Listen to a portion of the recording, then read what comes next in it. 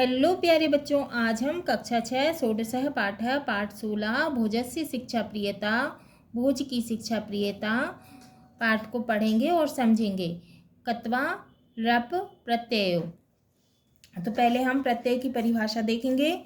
जो शब्द धातु या शब्द के अंत में प्रयुक्त होकर विशेष अर्थ देता है उसे प्रत्यय कहते हैं। प्रत्यय के दो प्रकार हैं, कृत प्रत्यय और तद्धित प्रत्यय। जैसे पठ धन कत्वा पठित्वा, भारत धन इय भारतीय, पा धन तुमन पातुम, गम धन कत गतः। प्रमुख प्रत्यय हैं कत प्रत्यय और कत्वा प्रत्यय और तुमन प्रत्यय। कत प्रत्यय, यह प्रत्यय भूतकाल का रूप बनाने में होता है।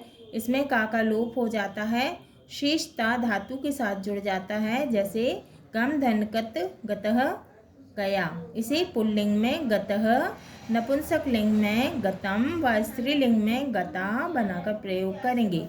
अब दूसरा है कत्वा प्रत्यय। यह प्रत्यय करके के अर्थ में प्रयोग में आता है।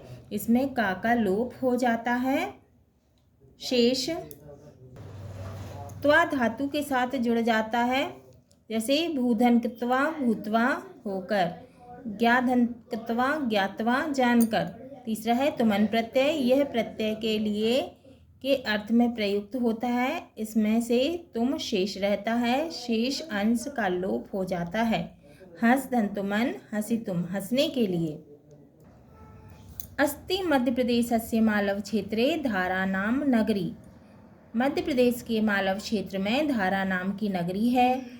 पुरा अस्याह नगर्या शासकः नृपतिः भोजः आसीत्। प्राचीन समय में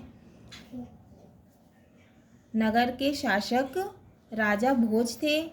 नृपति आदेशः आसीत् यत्, तो राजा का आदेश यह था, विप्रोपि यो भवेन् मूर्खः सः पुराद वही रस्तु में, कुंभकारोपि यो विद्वान् स तिष्ठतु पुरे मम। यानी कि ब्राह्मण भी यदि मूर्ख है तो वह मेरी नगरी से बाहर रहे, और कुम्हार भी यदि विद्वान है तो यह मेरी नगरी में रहे। भोजस्य शिक्षा प्रियता कारणेन शिक्षिताः जनाः एव धार्या नगर्या वसन्ति स्म। मतलब भोज की शिक्षा प्रियता के कारण शिक्षित लोग धारा नगरी में रहते थे। एकदा उद्यान मार्गे विहरत भोजः कमपि विप्रम अपश्यत्। एक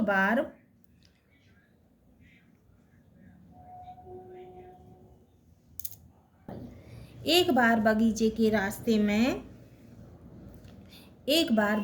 रास्ते में घूमते हुए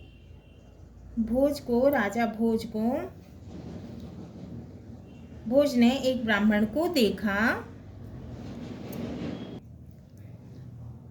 तस्य हस्ते चम्रमयं कमण्डलूं दृष्ट्वा तं च अति दरिद्रं ज्ञात्वा राजा अपृच्छत्। उसके हाथ में चमड़े का कमंडल देखकर, अति दरिद्र जानकर राजा भोज बोले,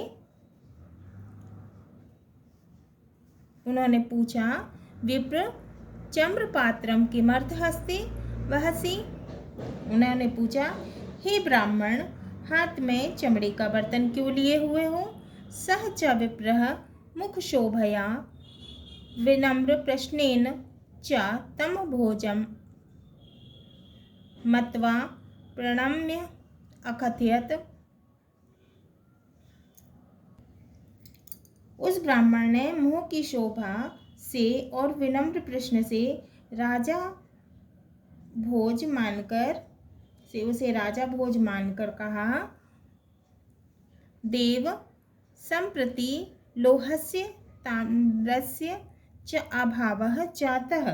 तो क्या बोले कि अब लोहे और तांबे का अभाव हो गया है, अतः चम्रमयम पात्रम वहामि, इसीलिए मैंने चमड़े का बर्तन उठाया है। भोजः पुनः अपृच्छत्, तो राजा भोज ने फिर पूछा, विप्रम, हे ब्राह्मण,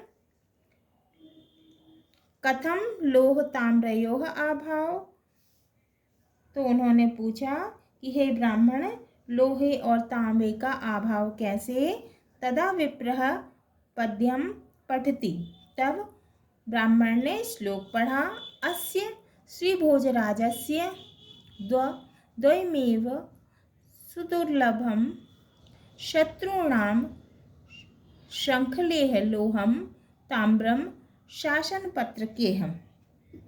तो विप्र ने श्लोक पढ़ा, इस भोजराज में दो ही चीजें प्राप्त होना कठिन है, शत्रुओं की बेड़ियों के अभाव के कारण लोहा और शासक पत्रों के कारण तांबा। राजा प्रसन्नो भूत्वा तस्मै कवये ताम्र प्रशस्ति पत्रम धनराशिम च पुरस्कार रूपेण अयच्छत्। तब राजा ने प्रसन्न होकर उसे ताम्र प्रशस्ति पत्र और धनराशि पुरस्कार रूप में दी।